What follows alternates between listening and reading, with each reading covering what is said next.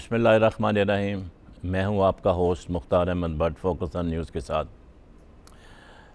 पाकिस्तान में गवर्नेंस के हवाले से काफ़ी शोर शराबा मचा हुआ है।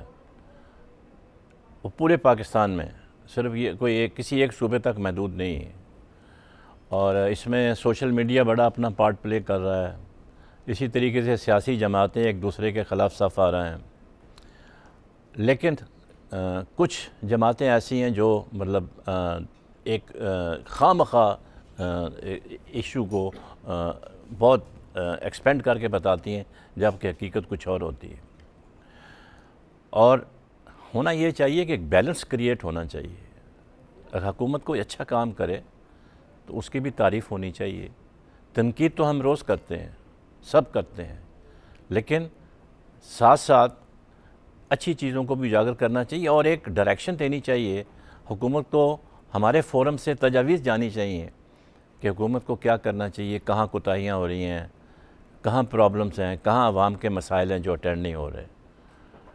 तो आज हमने देखना ये है कि जो थर के बारे में काफ़ी दिनों से बातचीत चल रही है कि वहाँ पर काफ़ी अमवात हो रही हैं। जब वज़ीर आला की तवज्जो मबज़ूल कराई जाती है इस तरफ, तो वो ये कहते हैं कि ज़िंदगी मौत तो अल्लाह के हाथ में है। बिल्कुल सही जवाब है उनका, इसमें दो राय नहीं हो सकती। लेकिन जहाँ तक सवाल है आवाम की देखभाल का, उनको फैसिलिटीज़ देने का, बुनियादी सहूलतें देने का, बिजली पानी गैस, इलाज की सहूलतें, जॉब्स, तो इसमें हुकूमत की ज़िम्मेदारी ज़रूर आती है। थर के हवाले से यहाँ पे आपको पता है कि ये तकरीबन 22,000 स्क्वायर किलोमीटर एरिया है और 1998 सेंसस के वक्त से उस वक्त से जो है बताते हैं कि इसकी आबादी जो है 1.5 मिलियन है। तो अब 98 और 2015 बदकिस्मती ये है कि हर 10 साल बाद जो सेंसस होना था वो नहीं हो रहा है। और ये मतलब यह है कि इसके ऊपर हुकूमत को फौरी तौर पर तवज्जो देनी चाहिए, क्योंकि जब तक आप सेंसस नहीं कराएंगे तो आपको जो आवाम की रिक्वायरमेंट हैं, आबादी कितनी है, कितने अस्पताल चाहिए, कितने स्कूल चाहिए, कितने कॉलेज चाहिए, उस वक्त तक आप डिटर्मिन ही नहीं कर सकते। हवा में मतलब बातें करने का कोई मकसद नहीं बनता। तो भी सिंध हुकूमत की तरफ से ये डिमांड आई है कि सेंसस उसका फौरी तौर पर इसका अरेंजमेंट होना चाहिए। अब पता नहीं हम क्यों इसमें ताख़ीर कर रहे हैं। जब तक सेंसस नहीं होगी आप कोई भी चीज़ प्लान नहीं कर सकते, और जब प्लान नहीं कर सकेंगे तो आपको बस फिर तनकीद का सामना करना पड़ेगा। कराची शहर की आबादी पहले क्या थी, आज 2.5 करोड़ के लगभग है। और इसमें मतलब यह है कि मसाइल खड़े हो जाते हैं। ज़ाहिर है जब आप सड़कें नई नहीं बनाएंगे, पानी का अरेंजमेंट एडिशनल नहीं करेंगे तो तकलीफ़ तो लोगों को होगी। इसी तरीके से बिजली है, पानी है, गैस है। हम थर की जो है उसके हवाले से ये बात करना चाह रहे हैं। उसमें सबसे पहले देखना है कि 2011 में 439 अमवात हुई और 2013 में 588 हुई और 2014 में 300 और 2015 में 350 और 2016 में जो नया साल है तकरीबन 40 हुई हैं। ये फ़िगरों में ऊपर नीचे हो सकती है, क्योंकि हम तो नेट से फ़िगरें उतारते हैं और एक्चुअल फ़िगर हो सकता है कोई डिफरेंस भी हो, तो उसमें हम नहीं जाना चाहते। अब इतनी बड़ी आबादी के लिए 1.5 मिलियन है, जो मेरा ख्याल है अभी 2.5 के करीब हो चुकी होगी। अगर 2.5 नहीं हो सकी तो कम से कम 2 मिलियन तो ज़रूर होगी। उसके लिए तकरीबन 250 हॉस्पिटल्स, डिस्पेंसरीज़ और दही मराकज़ सिंध हुकूमत ने वहाँ रखे हुए हैं। उसमें जो हैं 124 जो हैं वो फ़ाल हैं और बाकी जो है उसके अंदर मतलब ये है कि अरेंजमेंट सेटिस्फैक्ट्री नहीं है। अब देखना ये है कि हुकूमत सिंध जो है वो क्या वजह है कि जानते हुए कि ये यहाँ पे कैद साली का होता है, पानी का इरिगेशन सिस्टम नहीं है, बारिश के ऊपर वो सारा डिपेंड करते हैं, तो क्या वजह है कि आरओ प्लांट्स भी तकरीबन 450 इन्होंने लगाए हुए हैं, वो फंक्शनल क्यों नहीं है, इसका ज़िम्मेदार कौन है। और तकरीबन नवाज शरीफ साहब आए थे जब 2013 में, जब 14 में आए थे, 13 में आए थे, हम ना 14 में आए थे, तो उन्होंने 1 बिलियन रुपीस का अनाउंसमेंट किया था। पता नहीं वो अगर मिले हैं तो वो कहाँ खर्च हुए हैं। तो अब ये देखना है कि जो थर के अवाम हैं उनकी जो तकालीफ़ हैं उनको कैसे दूर किया जा सकता है। इसके लिए हमने आज दावत दी है अपने स्टूडियो में सैयद अरशद हुसैन नकवी साहब, आपकी जानी पहचानी फ़िगर है, पाकिस्तान पीपल्स पार्टी के सीनियर रहनुमा हैं। उनके साथ हैं इनायत खटक साहब, फार्मर प्रेसिडेंट PTI सिंध, और हमें थोड़ी देर बाद शायद ज्वाइन कर जाएं असलम खटक साहब PMLN के। ये PMLN के हमारे जो रहनुमा हैं हमेशा अक्सर ही लेट आते हैं। बहरहाल अरशद नकवी साहब, आपसे मैंने जो बातें बताई हैं, क्या वजह है कि मतलब सारा नज़रा जो है वो कायम अली शाह पर आकर गिरता है? ज़ाहिर है वज़ीर आला हैं सिंध के, तो वो क्यों इन चीज़ों का नोटिस क्यों नहीं लेते? बिस्मिल्लाहिर्रहमानिर्रहीम। भट्ट साहब, कोई भी हुक्मरान या कोई भी लीडर ये नहीं चाहता कि उसके ख़िलाफ़ जो है कोई कंपेन खड़ी हो, उसके ख़िलाफ़ जो है टीवी में कोई ऐसी चीज़ें आती रहें जिसकी वजह से प्रॉब्लम्स क्रिएट हों। मैं समझता हूँ कि सिंध गवर्नमेंट जितना इस टाइम थर और ख़ुसूसन पूरे सिंध के लिए वर्कआउट कर रही है, लेकिन थर के लिए ख़ास तौर पर कर रही है कि वहाँ पर इशू ऐसा बना हुआ है कि उस इशू को रिजॉल्व करना है। और जैसे कि आपने अपने स्टार्टिंग में ये सब चीज़ें क्लियर कर दी हैं, जितना हो सकता है सिंध गवर्नमेंट वहाँ पे वर्कआउट कर रही है। 250 हॉस्पिटल बना दिए हैं। 250 हॉस्पिटल को अगर हम 2 मिलियन पे भी हम अगर डिवाइड करेंगे तो 8000 एक हॉस्पिटल के ऊपर प्रेशर आता है लोगों का, और 8000 में से भी पोजीशन दूसरी तरह है कि हर बंदा बीमार नहीं होता वहाँ पे, ठीक है ना। उसके बाद आप RO प्लांट्स की बात कर रहे हैं, 20 लाख लोगों के लिए RO प्लांट जो हमने लगाए हैं वो 450 RO प्लांट्स लगे हैं वहाँ पे। वो एक लेदर नेग्लिजेंसी वहाँ के स्टाफ्स की है, सिस्टम की है, जो सिस्टम वहाँ नहीं चल पा रहा। लेकिन उसके बावजूद CM साहब ने ऑलरेडी इस पर कमेटियाँ बनाई हुई हैं, जिस पे फूड मिनिस्टर नासिर हुसैन शाह साहब और जाम मेहताब जो हेल्थ मिनिस्टर भी हैं, वो टोटली वहीं बैठ के वहाँ पूरे जो मॉनिटर कर रहे हैं इस चीज़ को। मैं समझता हूँ कि बहुत बेहतरी आई है उस चीज़ के अंदर, और आगे भी इंशाल्लाह बेहतरी की उम्मीद है। देखें, जहाँ तक अमवात का ताल्लुक है, वो अमवात कोई भूख की वजह से, अफलास की वजह से वहाँ नहीं हो रही। अगर भूख अफलास की वजह से तो कोई बड़ा भी वहाँ पे फौत हो, कोई बड़े लोग एजेंट्स लोग भी हों, लेकिन बच्चों का वहाँ पैदाइशी मामला, वहाँ प्रॉब्लम ये क्रिएट है कि वहाँ पे लोगों को इलिटरेसी है, जो लिटरेसी रेट थोड़ा सा बढ़ेगा तो हर चीज़ क्लियर होना शुरू होगी। वहाँ पे जो पैदाइश का रेशो है, लोग घरों पे होम डिलीवरी करवाते हैं, लोगों के साथ हैं, वो जो अनएजुकेटेड लोग हैं, प्री मैच्योर बेबीज भी पैदा हो जाती हैं। वही इशूज़ हैं। उसी इशूज़ को असल में होता है कि हमारा मीडिया हाईलाइट करता है उन चीज़ों को। वो ठीक है जी, CM साहब गए, PM साहब गए तो वो खानों को दिखाएंगे, वो नहीं दिखाएंगे वो इतना फंड जो दे के आए, पैसे दे के आए, उन पैसों को यूटिलाइजेशन कैसे कर रही है गवर्नमेंट। ये मैं मीडिया से रिक्वेस्ट करता हूँ, जितने मीडिया के साथी जितनी मतलब इन चीज़ों को हाईलाइट कर रहे हैं, वहाँ जाके पोजीशन तो देखें कि है क्या, सद्देबाब क्या है। जब तक यहाँ भी कराची की सिचुएशन है, किसी घर में कोई बीमार होता है तो आदमी कोशिश करता है पहले घर पे उसको ट्रीटमेंट करने की कोशिश करते हैं घर के देसी इलाजों से। जब नहीं होता तो फिर उसको लेके हॉस्पिटल पहुँचते हैं। अब हॉस्पिटल पहुँचते पहुँचते अगर रास्ते में खुदा न खासा बच्चे की डेथ हो जाती है या हॉस्पिटल पहुँचते डेथ हो जाती है, तो पोजीशन कुछ और बन जाती है। लेकिन लोगों को शिकायत ये है कि जो हॉस्पिटल्स वहाँ मौजूद हैं, जो डिस्पेंसरीज आपने खोली हुई हैं, वहाँ पे एक तो दवाइयों की शार्टेज है, और दूसरा ये है कि जो डॉक्टर्स हैं वो वहाँ दस्तयाब नहीं होते। सर मैं समझता हूँ कि अब ये शिकायत तो नहीं होनी चाहिए। हेल्थ मिनिस्टर खुद वहाँ बैठा हुआ है उस कमेटी में, वो खुद जाम मेहताब डायर साहब, वो खुद इस मतलब उनके बारे में बात उनके बैठने से फ़र्क नहीं पड़ता। देखिए अगर मीडिया, बात ये है कि एक चीज़ है ना, आप आज प्रोग्राम होस्ट करें, जब आप यहाँ बैठे हैं तो आपका पूरा स्टाफ यहाँ पे मेंटेन है। अगर आप यहाँ नहीं बैठेंगे तो स्टाफ आपका नहीं होगा। एक चीज़ है, हर जगह पोजीशन बनी हुई है। वो तो वक्ती तौर पर होगा ना, वो परमानेंट तो नहीं वहाँ रहेंगे ना। परमानेंट जो वहाँ पे डॉक्टर डिप्यूट किए हुए हैं जो हैं वहाँ के, वो वर्कआउट कर रहे हैं अपने हिसाब से। DHOs भी हैं, जो भी डिस्ट्रिक्ट हॉस्पिटल भी हैं, अपने तहसील हॉस्पिटल भी जो, वो अपने अपना काम कर रहे हैं। लेकिन इशू इतना सा कि वहाँ जाके मीडिया को चाहिए कि वहाँ जाके उन चीज़ों को दिखाए, उजागर करे उन चीज़ों को। आपने एक बड़ी अच्छी बात की है कि पैदाइशी प्रॉब्लम्स हैं, बच्चे जो हैं वो चूँकि वहाँ पे हेल्थ के इश्यूज़ हैं और कोई उनको गाइड करने वाला नहीं है, तो आप लोग फिर एज ए गवर्नमेंट आप उस अवेयरनेस प्रोग्राम वहाँ क्यों नहीं चलाते? और दूसरा वहाँ फैमिली प्लानिंग जो है उसकी ज़रूरत है, उसको उनको एजुकेट किया जाए। तकरीबन हर फैमिली के घर के अंदर 8 से 10 बच्चे हैं, ठीक है कि नहीं है, और सोर्स ऑफ इनकम उनका है नहीं, दवाइयाँ उनको मिलती नहीं हैं, बच्चे बीमार पैदा होते हैं, अंडर एज पैदा होते हैं, प्री मैच्योर पैदा होते हैं। ये है एक्चुअल, ये हकीकत भी है। इसको सही कहा आपने कि मीडिया हाईलाइट नहीं करता है, लेकिन सिर्फ वो खानों को ज़रूर हाईलाइट करते हैं। आप अपोजिशन का रोल अदा कर रहे हैं सिंध के अंदर भी, पाकिस्तान में भी, और मेरे ख्याल में जो रियल अपोजिशन है वो मेरा ख्याल है आपकी तरफ से आ रही है।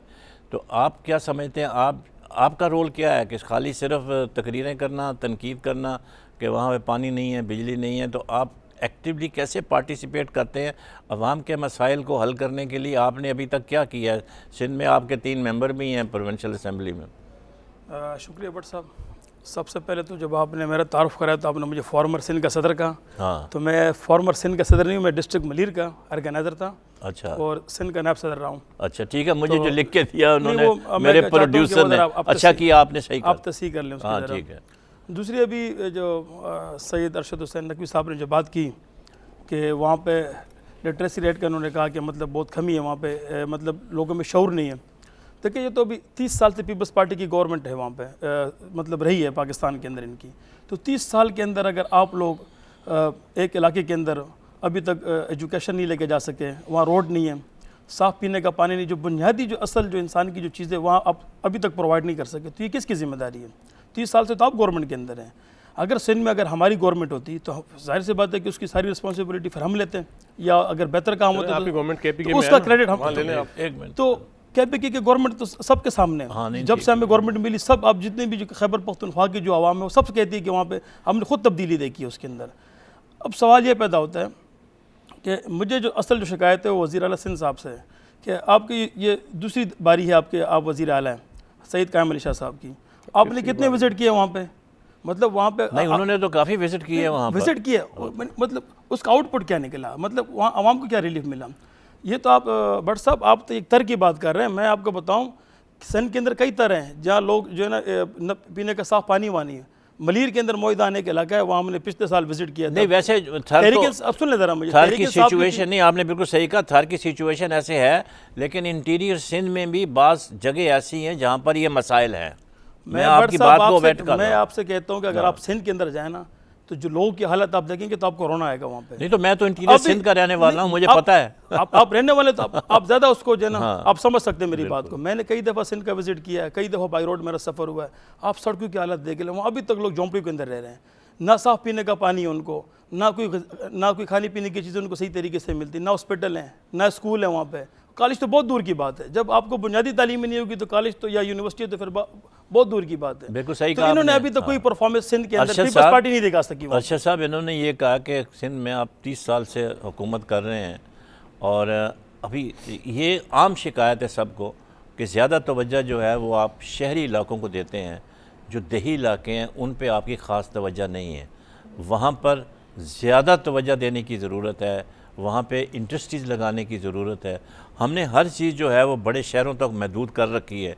तो कराची है, हैदराबाद है, मीरपुर ख़ास है, नवाबशाह है, वहाँ हम सनतें लगाने को तो तैयार हैं, लेकिन जो इंटीरियर है, जो जहाँ पे बल्क ऑफ पॉपुलेशन आपकी रहती है, वहाँ पे हम इस किस्म के जो है ना इंडस्ट्री लगाने को तैयार नहीं है, ताकि अनएम्प्लॉयमेंट भी दूर हो, हॉस्पिटल वहाँ बनाएं, उनकी हालत बेहतर करें। ऐसा इसको क्यों नेगलेक्ट किया गया है? ऐसी कोई बात नहीं। बट साहब देखें, ये तो मतलब क्या कहना चाहिए, बच्चों वाली बातें हैं।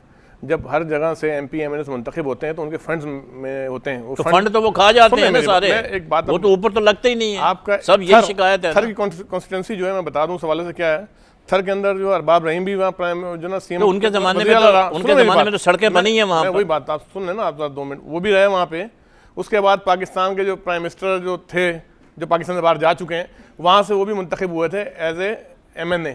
शायद आपको याद होगा मुशर्रफ साहब के जो थे, क्या नाम था, अजीज साहब, क्या नाम था वो जो प्राइम मिनिस्टर, शौकत अजीज साहब, जी वहाँ से MNA मुंतखब हुए थे, आपको याद तो होगा। हमारे यहाँ सिस्टम ऐसा है ना कि कोई कहीं से भी मुंतखब हो सकता है। एक बात कर रहा हूँ, देखें जब प्राइम मिनिस्टर उस हल्के से, CM उस हल्के से वहाँ काम हुए, हमारे MNA MPs जो देखें, अरबाब गुलाम रहीम खान ने काम अच्छा किया है वहाँ पर, उन्होंने सड़कें बनाई हैं। सड़कें पीपल्स पार्टी ने बनाई, 450 किलोमीटर की सड़कें बन वहाँ आर्मी ने भी डेवलपमेंट की है वहाँ पर। वही वजह है। देखें कुछ चीज़ें होती हैं, कुछ पॉइंट ऑफ व्यू से वर्कआउट किया जाता है उन चीज़ों को, ठीक है ना। कुछ चीज़ें हडल्स होती हैं बीच में करने के लिए, कुछ चीज़ें जानबूझे कि आप माशाल्लाह फौज से भी रह चुके हैं, आपको पता है कुछ चीज़ें जानबूझे छोड़ी जाती हैं कि कुछ हडल्स खड़ी रहें कहीं पे। हर चीज़ को रोड बना के नहीं दिया जाता कि रोड पे सीधा गाड़ी चलाओ, सीधा यहाँ तक पहुँच जाओ, ठीक है ना। कुछ चीज़ें होती हैं उन चीज़ों को। बाकी जहाँ तक आपने बात की है कि वर्कआउट नहीं किया पीपल्स पार्टी, जिस टर्नओवर में, फर्स्ट टर्नओवर में भी ठीक ठाक वहाँ पे जो शर्जील इनाम मेमन खुद वहाँ पे जो MP था, वहाँ से मिनिस्टर था, जितना काम उसने थरपारकर में कराया शायद कहीं ना हुआ हो। उसके बाद आजकल का मुझे पता नहीं यार, बात करने दो मुझे ना, आजकल वो लंदन में है। नहीं कोई प्रॉब्लम है तो बता नहीं, वो अच्छा नहीं देखते आप? नहीं, क्रॉस टॉक नहीं होगी, आपको मौका देंगे। आप देखें, बात ये है कि हर चीज़ सिस्टम के साथ चलती है, और मैं नहीं समझता कि ऐसी कोई बात नहीं जहाँ पीपल्स पार्टी शहरी इलाकों जरिए अलावा जो है 10 लाखों से ज़्यादा पीपल्स पार्टी मुंतखब होकर आती है, ठीक है ना। ये बात आप ना करें कि पीपल्स पार्टी फंड्स वहाँ नहीं देती या काम नहीं होते। पीपल्स पार्टी ने हम हमेशा सबको इक्वल पोजीशन में रखा और हर जगह उसी तरीके से यूटिलाइजेशन की गई है फंड्स की।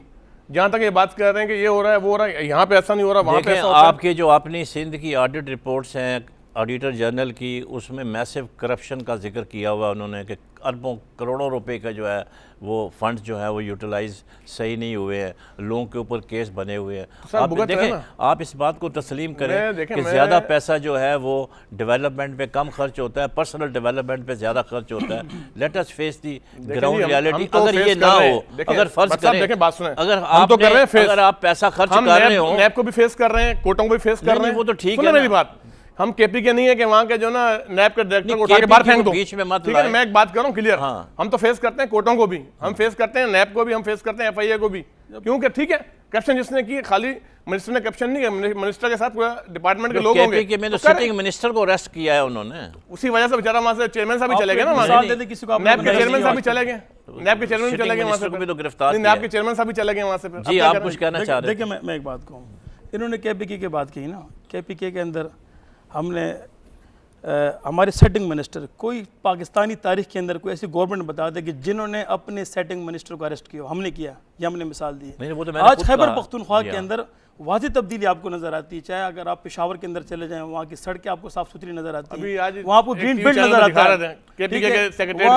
9,000 टीचर्स जो स्कूल के अंदर अपने वो हाजिरी नहीं लगाते थे, वो पाबंद हुए, उन्होंने हाजिरी लगाना शुरू की। अच्छा, सेहत के अंदर बेहतरी आई है, जहाँ डॉक्टर नहीं बैठते थे वो प्राइवेट उनकी क्लिनिक्स होती थी वहाँ पे, आज डॉक्टर भी सरकारी हॉस्पिटल में बैठते हैं, वहाँ आपको दवाइयाँ भी मिलती हैं वहाँ पे। ये हमने तो 2 या 2.5 साल हो गया हमें गवर्नमेंट। नहीं तो ये अगर आप ये काम कर रहे हैं तो अच्छा नहीं, अगर आप काम कर रहे हैं तो अच्छा कर रहे हैं, लेकिन अभी भी वहाँ बहुत काम करने की ज़रूरत है। अभी भी जो रिपोर्ट आई है उसमें यह है कि लोग मैसिव करप्शन में इन्वॉल्व हैं। अभी जो इसने इस्तीफ़ा दिया है जनरल अहमद ने, उसने एक इंटरव्यू में खुद कहा है कि मतलब यह है कि वहाँ पे करप्शन जो है हर सतह के ऊपर जारी है। तो इसको भी हमें मतलब यह है कि हमें अपने आप को सही करना चाहिए। देखिए वो जो अभी हम आते हैं, अभी हमें मैं तरह इस बात को कंप्लीट कर, जो हामिद खान साहब ने जो रिजाइन किया ना, देखो वो तो उनका पर्सनल वो मामला था जिन्होंने रिजाइन किया। हम तो आपसे कह रहे हैं कि हमने एक एग्जांपल दी है, सेटिंग मिनिस्टर को अरेस्ट किया, आपने कितनों को अरेस्ट किया? आपके अगेंस्ट जा रहा था, पीछे आप खड़े हो जाते हैं, आप अगेंस्ट जा रहा था, पार्टी अगेंस्ट फैसला पे आ रहा था, पार्टी को अपोज कर रहा था वो। जब कोई बात होती है करप्शन के ऊपर, जब कोई बात होती है या हम किसी को अरेस्ट किया जाता है तो पीपल्स पार्टी कहती है कि बात बहुत दूर तक चली जाएगी। हम तो कह रहे हैं साबित करने की बात नहीं है, किसी पे इल्जाम लगाना और साबित करने में बहुत फर्क है। अदालतों का काम साबित करना करे ना, नहीं अपना मना कर रहा है आपको। नकवी साहब आपस में ना आप टकराएं। देखें बात यह है कि आप अपना व्यू पॉइंट दें, आप अपना व्यू पॉइंट दें। देखें बात यह है कि करप्शन तमाम सूबों में है। सर पीपल्स पार्टी में जो नहीं let us admit, let us face the facts. इनको ज्यादा मौका मिला पीपल्स पार्टी को, तो जाहिर सी बात है क्या है, नहीं होता ये है, होता ये आपके साथ नहीं मौजूद है ना आप लोग। देखें आस्ते आस्ते आपको मौका नहीं, आप किसी एक एमएनएस के ऊपर आप करप्शन का एक इल्जाम लगा दें, देखें होता ये है कि कहीं, लेकिन आपकी तो करप्शन की पूरी दस्ताने पड़ी हुई यहाँ पे, कहीं कम होती है, कहीं ज्यादा होती है। समझ आएगा सर, ये तो किंग है ना, पीपल्स पार्टी तो किंग है करप्शन। डजंट मैटर, किंग है तो they are facing the music. तो इनका वो चेयरमैन साहब का है, वो सब फेस करेंगे। हमें तो बहुत सारे अभी तो शिकंजा पीपल्स पार्टी जो मार्शल को फेस किया है, आपने किसी गोद में बैठ के नहीं आए, हम लोग नहीं आए, हमने करप्शन ही नहीं की, हम भी फेस करेंगे। अगर हमने करप्शन की होती तो हम भी फेस करते वहां पे। आपस में ना जब आप करप्शन करेंगे तो आपको फेस भी करना पड़ेगा। नहीं हमारा को जनरल चला गया जिसकी वजह से पार्टी हमारा कोई एमएनएस अभी हमें कोई उसके अंदर करप्शन अभी हमें ज्वाइन किया है असलम खटक साहब ने। आप पीएमएलएन वाले जो है ना ट्रेडिशन पे कायम में हमेशा लेट आते हैं, तो पीएमएलएन के रहनुमा हैं, आपको वेलकम करते हैं प्रोग्राम में। आपने सुना ही है दोनों साहबों को थोड़ा बहुत जो भी है। बात हो रही थी थर के हवाले से कि वहाँ पे अब थोड़ा बहुत काम शुरू हुआ है और माजी में भी थोड़ा बहुत होता रहा, लेकिन जितनी वहाँ पे जितना काम करने की ज़रूरत थी उतना काम नहीं हुआ वहाँ पर। अब इनकी तवज्जो मरकूज़ हुई है, मीडिया ने शोर मचाना शुरू किया है, अब इनके मिनिस्टर भी वहाँ जाके बैठ रहे हैं, सारा कुछ कर रहे हैं। नवाज शरीफ साहब भी आए थे, उन्होंने भी 1 करोड़ रुपया दिया था, तो हाँ सब गए हैं। तो अब सवाल ये पैदा था, उसके बावजूद भी अमवात का सिलसिला जारी है और इनका ये कहना है कि वहाँ पे अंडर फेड हैं फैमिलीज़ और लोकल अरेंजमेंट होता है, डॉक्टरों की कमी है। तो हमारा यही सवाल था कि जब आपके पास इतने फ़ंड्स भी आते हैं, बाहर से भी इमदाद मिल रही है, तो आप लोग इन सिस्टम्स को सही क्यों नहीं करते ताकि आवाम के जो मसाइल हैं, उनके जो बेसिक बुनियादी ज़रूरियात हैं, उनको पानी पीने का मिलना चाहिए। हम तो साफ़ पानी तो दूर की बात है, कम से कम पानी तो उनको मिलना चाहिए।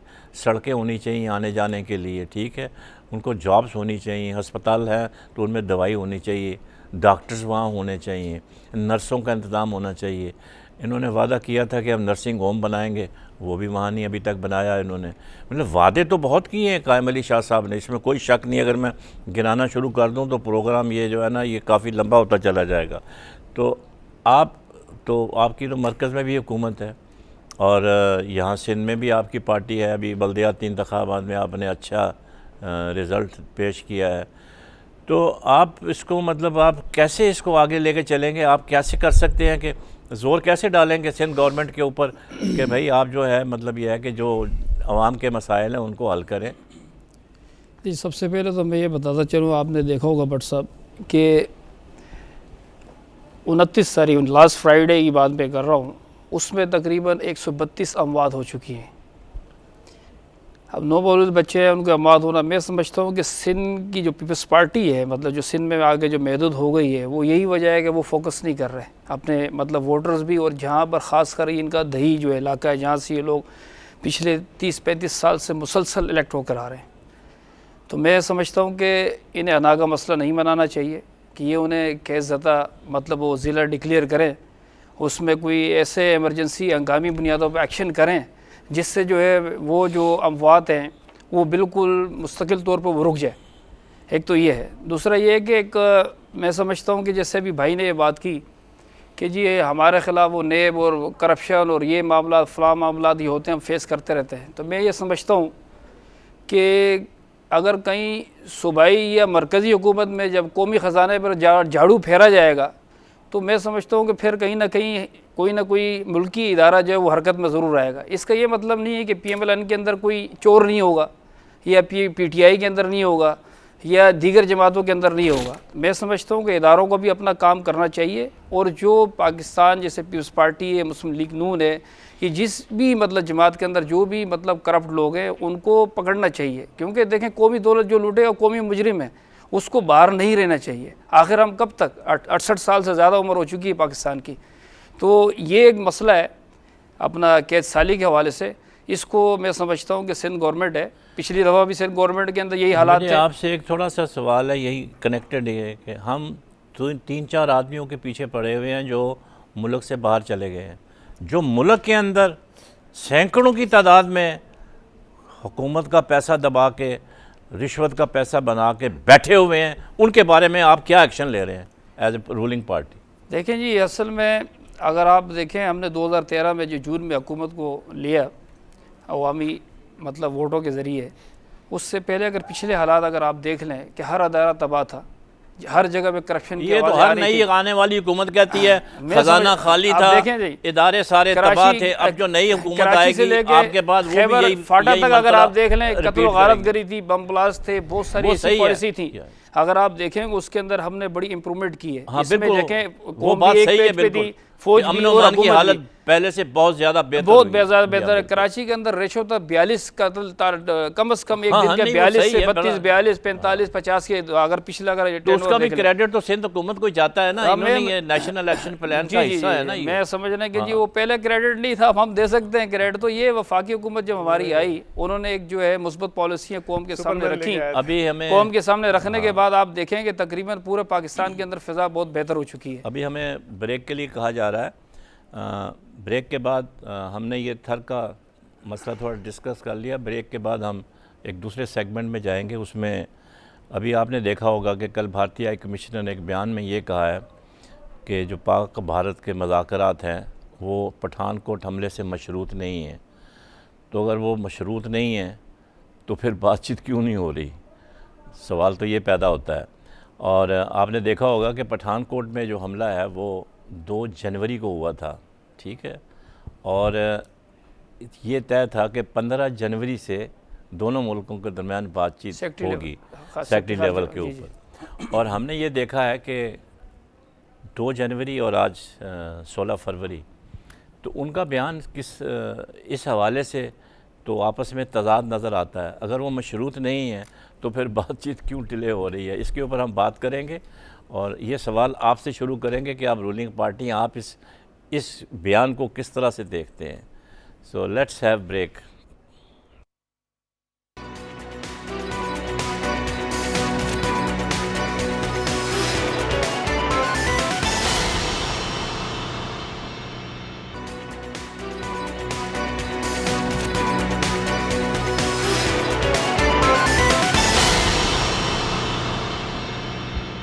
Welcome back.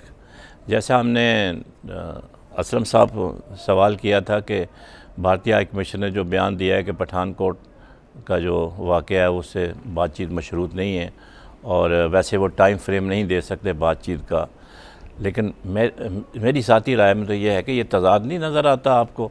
इस हवाले से सरताज अजीज़ साहब का बयान अच्छा खोच आइंदा, उन्होंने कहा जी डेट तो आपने देनी है, हम तो तैयार बैठे हैं। तो आप इसको किस तरह से देखते हैं इनके बयान को?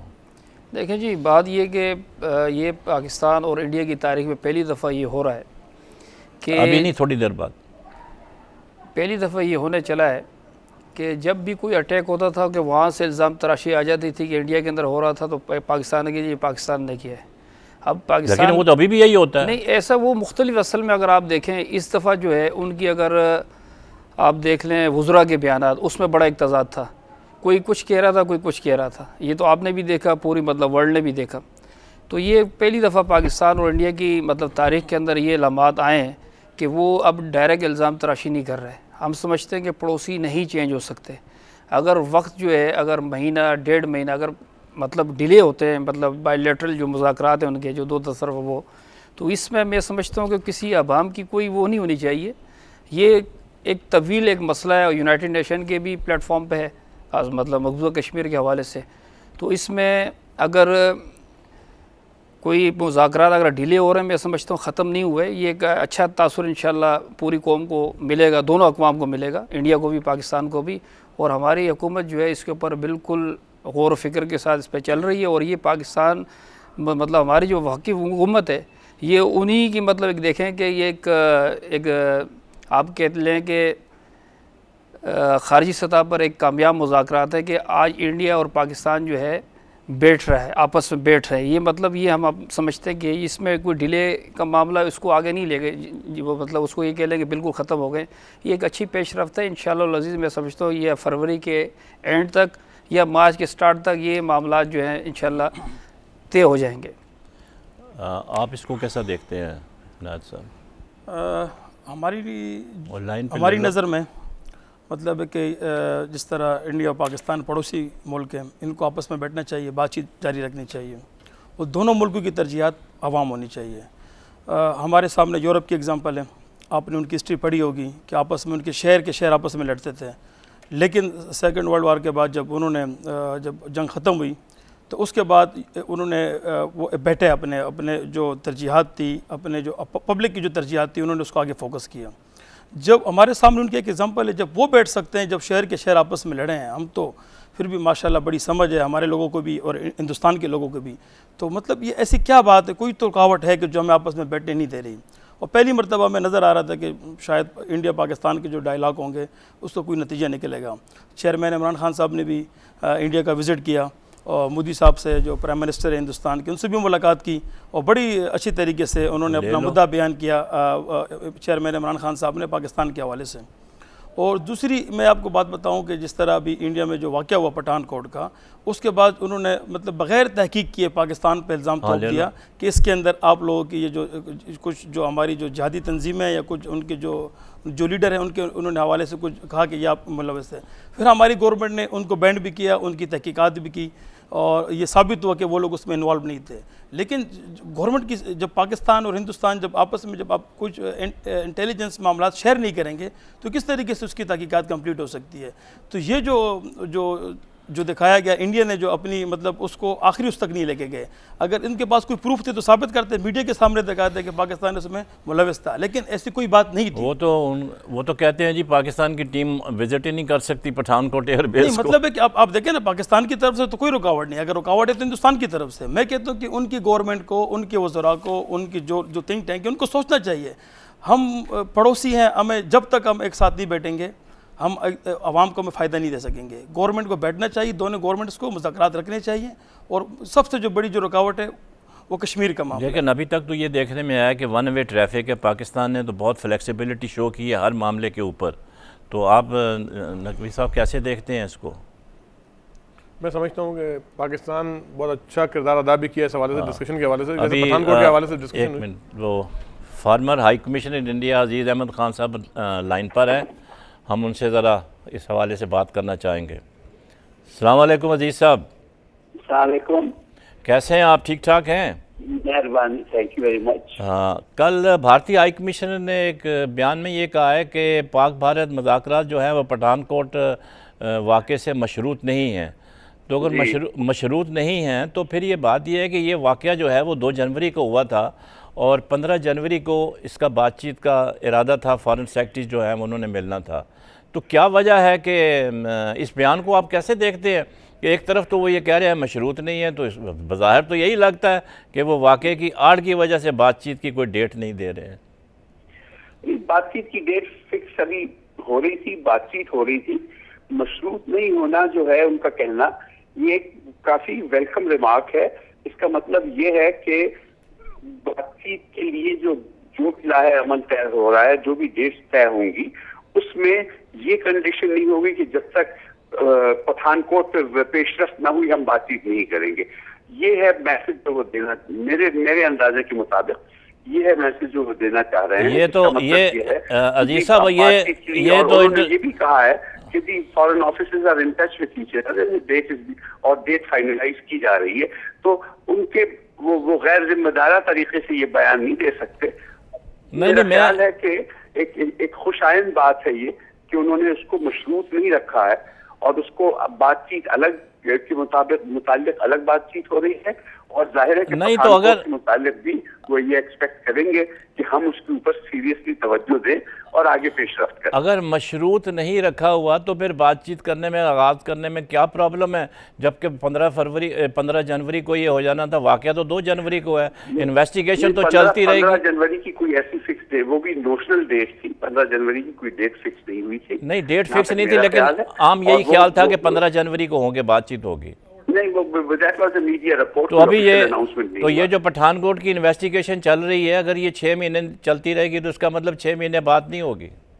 उसने तो ये कहा है कि गैर मशरूत है, तो इसका मतलब ये है कि उससे कोई ताल्लुक नहीं, 6 महीने नहीं 2 साल चलती है बातचीत के लिए। वो कह रहे हैं कि डेट, और बल्कि उन्होंने ये भी कहा है कि अनकरीब बातचीत शुरू हो जाएगी। दूसरा आखिरी सवाल आपसे ये है कि उन्होंने ये भी कहा है कि पाक और अफ़गानिस्तान ताल्लुकात पे भारत को एतराज़ नहीं है।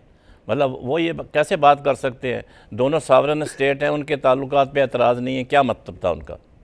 वो इसी तरह का है कि क्योंकि हम भी दोनों हिंदुस्तान और पाकिस्तान में, अफगानिस्तान भी दोनों सॉवरेन स्टेट्स हैं, हम भी बाज़ औक़ात अपने शुकूक का इजहार करते हैं, तो हमें नहीं करना चाहिए।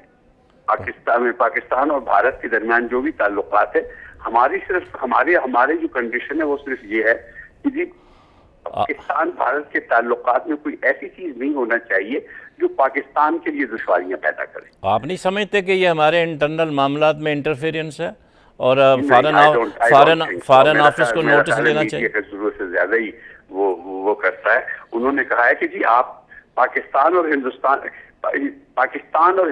के ताल्लुकात अपनी जगह पे हैं, पाकिस्तान और अफगानिस्तान के ताल्लुकात अपनी जगह पे हैं, हिंदुस्तान और अफगानिस्तान के ताल्लुकात अपनी जगह पे हैं। 3 सॉवरेन कंट्रीज हैं और तीनों को सॉवरेन राइट है कि वो अपने जिस तरह के भी ताल्लुकात रखें। जो चीज मद्देनजर रखनी है वो ये है कि 1-2 कंट्रीज के पाकिस्तान और हिंदुस्तान और अफगानिस्तान के ताल्लुकात में ऐसी कोई चीज नहीं होनी चाहिए जो पाकिस्तान के लिए मुश्किलात पैदा करे, और इसी तरह बाकियों के लिए भी है सेम इक्वेशन। आपका वक्त देने का बहुत बहुत शुक्रिया। तो आपने सुना वो इंटरप्रिटेशन की बात है कि हर तस्वीर के 2 जाविया दूसरा है। तो हम तो जैसे इन्होंने कहा नायब साहब ने, हम तो चाहते हैं पड़ोसी आपस में लड़ना नहीं चाहते, लेकिन यह है कि फ्लेक्सिबिलिटी उधर से भी तो शो होनी चाहिए। इंडिया भी एक चीज़ समझ चुका है कि उसको भी अफगानिस्तान तक रूट चाहिए, रास्ता चाहिए हमसे, ठीक है ना, वो भी इन चीज़ों को समझ चुका है। लेकिन मजबूरी वही है कि इंडिया के, अब जैसे अजीज़ साहब ने बात की, यही कुछ अर्सा पहले इनका एक ट्रेड मिनिस्टर पाकिस्तान आया था, तो एक जियो के प्रोग्राम में शायद हामिद मीर के साथ बैठा, तो उसने बात की कि वो जी ऐसा है कि पाकिस्तान बात खाली कश्मीर पे करता है। हम जब भी मीटिंग में बैठते हैं कश्मीर की बात, मैं कश्मीर पे बात नहीं करूँगा, मैं ट्रेड पे बात करूँगा आपसे। आप कश्मीर की बात करोगे, मैं सेकंड पे आपसे पानी के मसले पे बात करूँगा, मैं आपसे जो ना राहदारी के मसले पे बात करूँगा। उसने स्ट्रेट कट एक बात की कि बोले आप कश्मीर इशू को एक तरफ कर दें, बाकी आप डिस्कशन पे हमारे साथ आ जाए। मतलब उनका कहने का मकसद, उनका कहने का मकसद है कि आप इशूज़ को आप साइड कर दें। अब जैसे पठानकोट का एक इशू बनाया गया, ये मतलब एक इशू है नहीं, जो इशू बनाया गया कि ये हो गया जी, फलाना हो गया, धमकाना हो गया। आज इंडिया हमारा पानी रोक रहा है, हम उस पर बात नहीं कर पा रहे। वहाँ वाटर कमेटियाँ जाके हमारी मीटिंग करती हैं, तो जी वो मीटिंग कैंसिल हो गई, फलाना हो गया। जब अपना मतलब पूरा हो जाता है तो वो हर चीज़ क्लियर करना शुरू कर देता है। आज उसको रूट चाहिए पाकिस्तान को अंदर से वाघा बॉर्डर खुलवाना चाह रहा है अफगानिस्तान जाने के लिए, वो आज हमारे साथ बैठ करता ना। मोदी साहब जो है, नवाज शरीफ साहब की जो शादी की दावत पे भी आ जाते हैं यहाँ पे। अब इशूज़ इतना देखें, अब वो चीज़ खत्म हो चुकी है। अब इकोनॉमिकल वॉर है, और इकोनॉमिकल वॉर के अंदर अब वो हथियारों की जंग मैं समझता हूँ खत्म हो चुकी है। अब इकोनॉमिकल वॉर के अंदर ये पोजीशन होगी, और इंडिया को भी इस चीज़ का बहुत अच्छी तरह से इल्म है कि उसने जहाँ तक जाना है उसको जाने के लिए रूट्स चाहिए, और रूट्स यूटिलाइजेशन करने के लिए उसको पाकिस्तान की बहुत ज़्यादा ज़रूरत है। असद साहब, आप ये बताएं कि क्या वजह है कि भारत जो है वो हमेशा ही तजारत पे ज़ोर देता है, राहदारी पे ज़ोर देता है, ताकि उसके 1.25 अरब की आबादी, इतनी बड़ी मार्केट की उसको एक्सेस मिल जाए, खपत हो जाए। लेकिन हमारे जो कोर इश्यूज़ हैं, कोर इशू एक है कश्मीर का, जो कि 48 से चला आ रहा है। उसके बाद सरकरी का है, सियाचिन है। As a gesture of goodwill, क्या वजह है कि भारत जो है वो सियाचिन से फ़ौजें नहीं हटाता, जबकि पाकिस्तान ऑफ़र कर चुका है। 5-6 करोड़ रुपया एक दिन का उनका खर्च हो रहा है, 4 करोड़ हमारा खर्च हो रहा है। यही पैसा जो है डाइवर्ट हो जाए, आवाम की बेहतरी के लिए खर्च हो, ये बेहतर नहीं है। तो हम किस तरफ जा रहे हैं? क्या हमें ट्रेड पे ज़ोर देना चाहिए, या बल्कि जो पहली ट्रेड हो रही है उसको भी थोड़ा रिस्ट्रिक्ट करें, ताकि हमारी भी तो कोई बात सुने? हमारी तो कोई बात सुनने को तैयार ही नहीं है। तो आप इसको कैसे देखते हैं, किस तरह से बात बनेगी, आगे बढ़ेगी?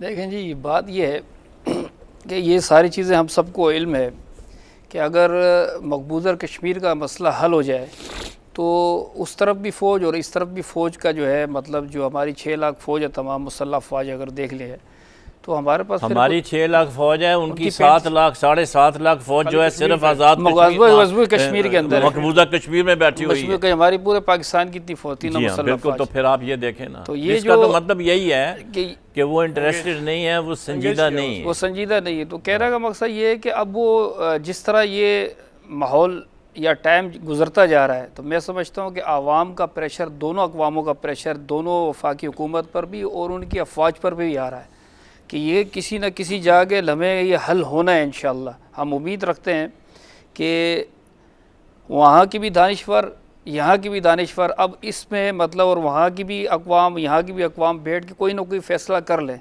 हमें मतलब ट्रेड भी चाहिए, उनको भी ट्रेड चाहिए, उधर भी सुकून चाहिए, इधर भी सुकून चाहिए। वहाँ पर ही दहशतगर्दी ना हो, यहाँ पर भी दहशतगर्दी ना हो। ये उनको अगर बिज़नेस इस मुल्क से चाहिए तो हमें भी उस मुल्क से बिज़नेस चाहिए, हमें अमन चाहिए, उनको भी अमन चाहिए। तो ये माहौल जो है जब भी होगा कि जब दो तरफ़ा जो है ना बराबरी की सतह पर माहौल पैदा होगा, मुज़ाकरात होंगे। अब मुज़ाकरात का एंड होना चाहिए, किसी न किसी मकसद पर हमें पहुँच जाना चाहिए, दोनों कौमों को, दोनों मुल्कों को, दोनों हुकूमतों को। ये पिछले 48 से अभी तक मुज़ाकरात चल रहे हैं। 68 years is a big period. Yes. और हम अभी तक वहीं खड़े हैं जहां 1948 में खड़े थे।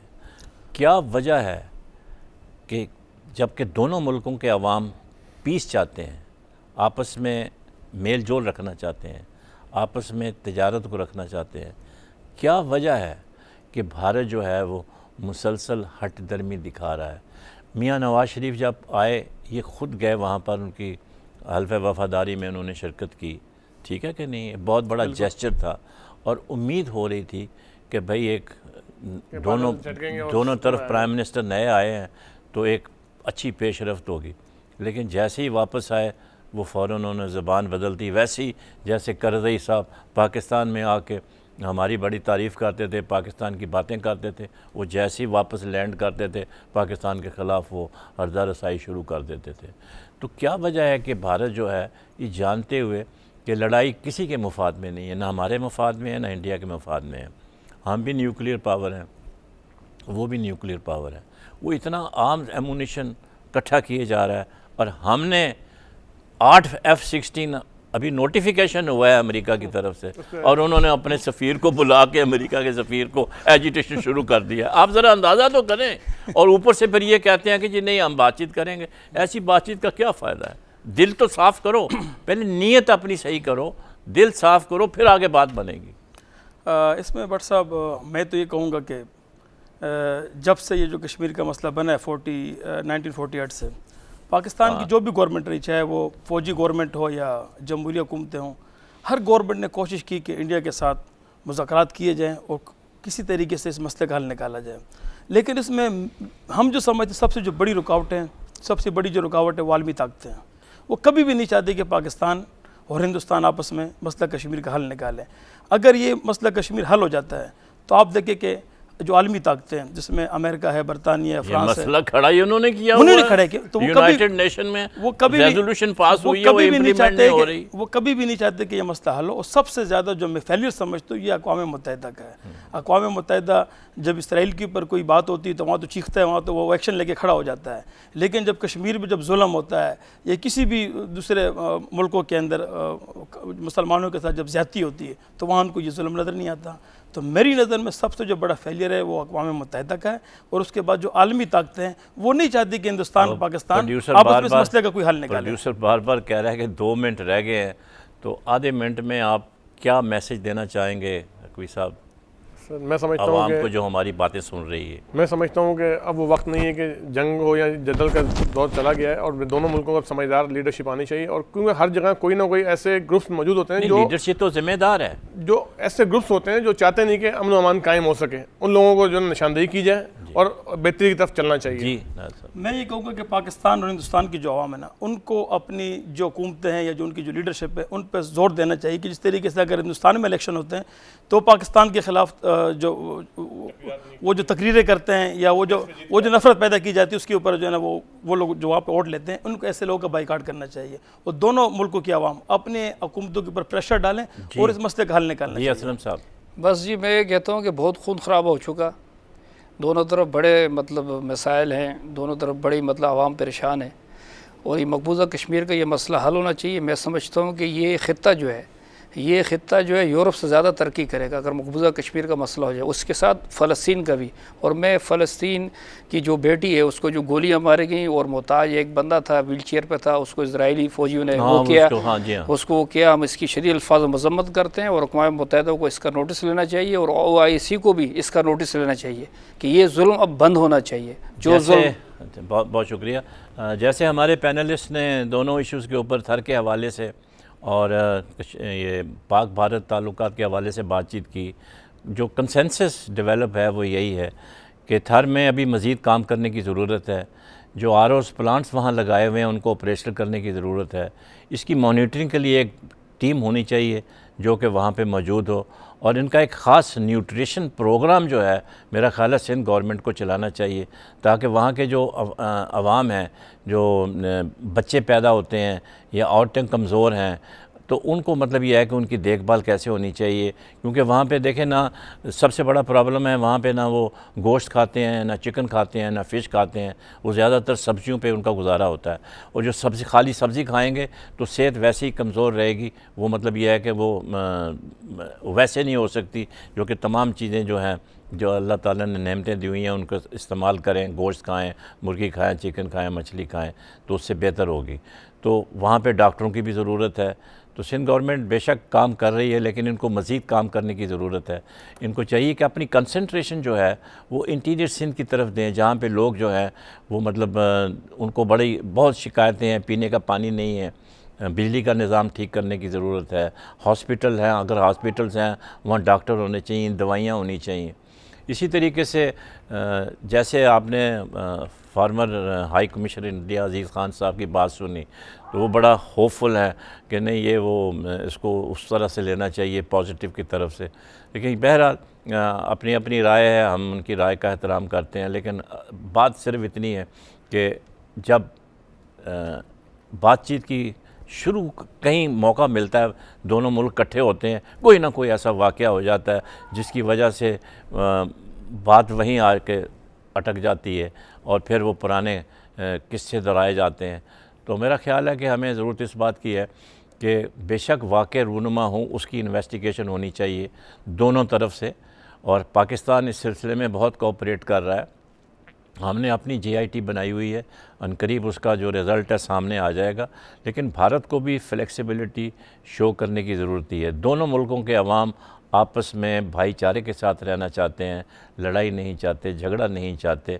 अगर हम आपस में मिलजुल के रहेंगे तो मुल्क भी तरक्की करेगा, अवाम भी तरक्की करेगा और हमारे लिए बेहतर होगा। आप हज़रात का बहुत बहुत शुक्रिया। Thank you.